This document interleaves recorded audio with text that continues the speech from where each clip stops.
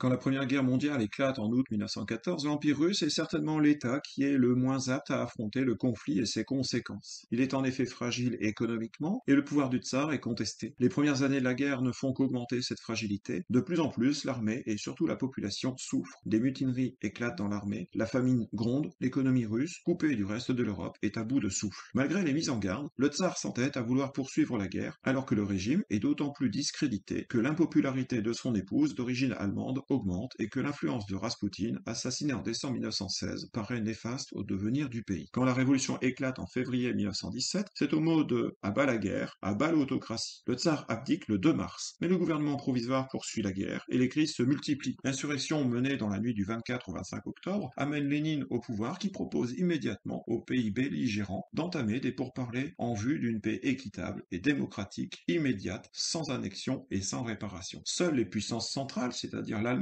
et l'Autriche-Hongrie, donnent suite à cette proposition et acceptent rapidement la demande d'armistice. Krylenko, commandant en chef de l'armée russe, annonce donc l'ouverture de négociations et donne l'ordre aux troupes russes de ne pas mener d'offensive contre les armées des puissances centrales. Dans la perspective de ces négociations, le 30 novembre 1917, le gouvernement russe fait savoir qu'il désire une paix sans annexion ni indemnité. Du côté allemand, on espère profiter de cette paix pour reporter tous les efforts sur le front ouest. Les deux camps espèrent une signature rapide. La demande d'armistice est envoyée le 26 novembre, il est rapidement négocié et doit entrer en vigueur le 15 décembre pour une durée de 2 mois. C'est le 15 décembre que commencent les négociations de paix entre les puissances centrales et le gouvernement révolutionnaire russe. Le gouvernement allemand ambitionne d'agrandir sa zone d'influence vers l'Est pour disposer de sources d'approvisionnement en matières premières, alors que les bolcheviks veulent une paix sans annexion ni indemnité. Les revendications territoriales allemandes conduisent à plusieurs interruptions de négociations en décembre et en janvier. Le 17 février, les Allemands reprennent les opérations militaires puisque la durée limite de l'armistice est atteinte. Le traité est signé le 3 mars par les représentants russes sous la pression de l'offensive allemande. Il est ratifié le 18 mars 1918. Le traité modifie les frontières de la Russie avec l'Empire ottoman, l'Ukraine et la Biélorussie. Toutes deux, sous l'influence et la protection des puissances centrales, sont reconnues indépendantes. Les prisonniers de guerre sont libérés. La Russie s'engage à verser 94 tonnes d'or à l'Allemagne. Cette paix entraîne le retrait de la guerre de la Roumanie, dont la Russie était le principal allié. La guerre est donc terminée sur le front Est. Mais les offensives que mènent les puissances centrales à l'Ouest, en France ou en Italie, ne sont pas décisives, car les renforts venus de l'Est tardent à arriver et sont épuisés. Une grande partie de la cavalerie allemande est restée en position à l'Est pour contrôler les territoires annexés. En mars 1918, les bolcheviks veulent la paix pour permettre le succès de la révolution. Les Allemands signent, mais espèrent avoir l'occasion d'obtenir plus tard les territoires qu'ils réclament. Le traité est dénoncé par les bolcheviks dès novembre 1918 et la défaite des puissances centrales. L'armée rouge reprend l'Ukraine et la Biélorussie à la faveur de la guerre civile russe.